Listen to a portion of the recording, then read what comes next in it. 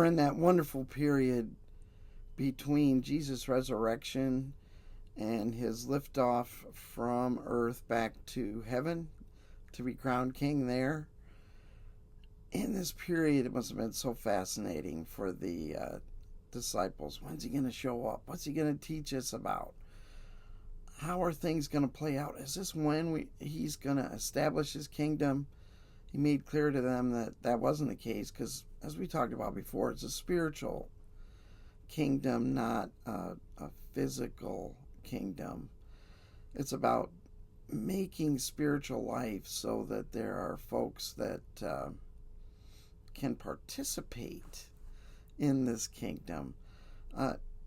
You see, I've got a pretty scruffy shirt on this morning. This is the shirt that I use to work either out in the yard, or I have a 1973 Plymouth that I'm working on restoring. And working on the Plymouth is a bit like God working on us, if you will. As you get into it, you see some parts that are good, and then you start digging in, and you're like, oh, that's not working. I need a new one of those. So you get a new one of those, you put those in. Well, that's not working. And so you get a new one of those. Or this needs to be adjusted. This needs to be taken off, cleaned, and put back on. And, you know, God does that same process with us spiritually. Some parts of us spiritually are okay. Other parts need adjusting. Some parts of us need replacement. God works in our lives over our time on this earth to accomplish that.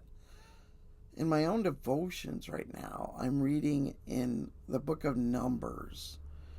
And you'll remember back in Exodus, the people rebelled against the Lord and got this golden calf. And Numbers picks up not too long after they did that. God established the priesthood. And as you read through Numbers, you see God organizing everything and getting everything figured out right to the last detail. I looked at Leviticus chapter 4 this morning, where it's talking about when you take down the tabernacle to move it, because the tabernacle was to stay right in the center of the nation. Make sure that you have everybody's exact duties assigned.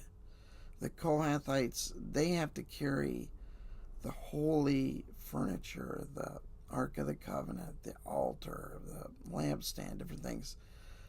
And God tells exactly how Aaron and his family are to go in and wrap them protectively so the Kohathites can carry them without fear of touching the holy things inappropriately and being killed for that.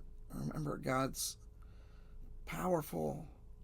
He's holy, and that could be dangerous at this time in his history with human beings. God is working and providing and putting together his nation to be the place where folks can learn about him and access him. Oh, if Israel lived that way today. Unfortunately, their leaders are letting them down in that respect. I'll drop some pictures of the 73 in so you can see what kind of project I'm working on. It's multi-year, just like God's project with me, multi-year. Amen? Amen.